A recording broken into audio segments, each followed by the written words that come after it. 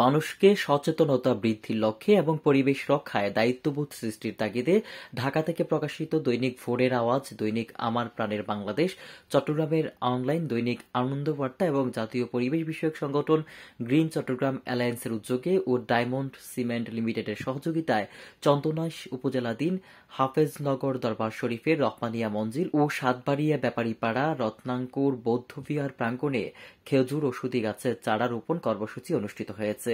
এতে প্রধান অতিথি হিসেবে উপস্থিত ছিলেন হাফেজনগর দরবার শরীফের রহমানিয়া মঞ্জিলের সাজ্জাদানশীল হজরত শাহ সুফি মাওলানা মোহাম্মদ মিনহাজুল রহমান আল কাদেরী। অনুষ্ঠানে উদ্বোধক হিসেবে উপস্থিত ছিলেন অ্যাডভিশন বাংলাদেশের প্রতিষ্ঠাতা মহাসচিব ও বিশিষ্ট পরিবেশ সংগঠক মোহাম্মদ মাসুদ রানা। বিশেষ অতিথি হিসেবে উপস্থিত ছিলেন আন্তর্জাতিক বৌদ্ধ উন্নয়ন সংস্থা বাংলাদেশের চেয়ারম্যান JBS আনন্দ বোদি ভিক্ষু, মেজবান্ডারি গাউসিয়া হক কমিটি বাংলাদেশের 14 নং বাগোয়ান ইউনিয়ন শাখার সাবেক সভাপতি মোহাম্মদ জেবুর মুল্লুক, 13 নং নোয়াপাড়া ইউনিয়ন শাখার সভাপতি মোহাম্মদ মজিবুর রহমান সহ আরো অনেকেই।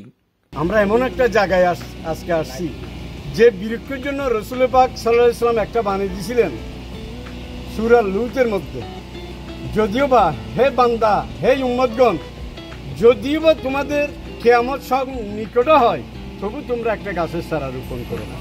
তাহলে কত গুরুত্বপূর্ণ হতে পারে সেই গাছ। আজকে আমরা এমন একটা জায়গায় আসছি যে হাফেজনগর দরবার শরীফ, আমাদের কপালটা অনেক বড়, আল্লাহর রহমত। আমরা একদিকে আসছি একজন আহলে আওলাদ এবং রাসূলুল্লাহ সাল্লাল্লাহু আলাইহি ওয়াসাল্লামের বংশধর, একজন থেকে এরা বংশধর, সেইরকম একটা জায়গায় এসেছি এবং আরেকটা কাজ করছি বৃক্ষর উপর। আমরা দুটি গাছ একসাথে পাইছি। আল্লাহ তাআলা যাতে আমাদের এই কার্যক্রমকে কবুল করুক। বিভিন্ন ধরনের লতা পাতা ঘাস পালা থেকে আমাদের অনেক ওষুধি জিনিস উৎপন্ন হয়, যেগুলো আমাদের ওষুধ আকারে প্রয়োগ করলে আমাদের শারীরিক যেই বিভিন্ন রোগ ব্যাধি থাকে এগুলো উপশম হয়। তো আসলে যে বিষয়টা সবাইকে উদ্বুদ্ধ করার জন্য মূলত আমরা এই যে বৃক্ষের চারাগুলো রোপণ করে আসছি বর্ষার শুরু থেকে চট্টগ্রামের বিভিন্ন জায়গায়। আজকে আমাদের সাথে যারা আসছেন আমাদের সঙ্গী হিসেবে আসলে অবাক হবে সবাই। এই যে দেখতে পাচ্ছেন আমাদের রানা ভাই, উনি কিন্তু আনোয়ারা থেকে আসছে, এই যে রাউজান থেকে আসছে, বোয়ালখালী থেকে আসছে, এই যে রাউজান থেকে আসছে, একটু দেখা রাউজান থেকে। কিন্তু রাউজান হচ্ছে উত্তর চট্টগ্রামের শেষের দিকে আর আমরা আসছি দক্ষিণ চট্টগ্রামের শেষের দিকে।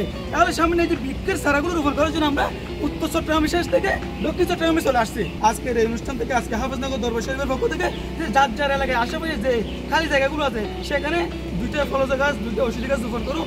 ইনশাআল্লাহ ফলজের চাহিদা মিটবে এবং অক্সিজেনও আবার পূর্ণ হবে। ধন্যবাদ সবাইকে।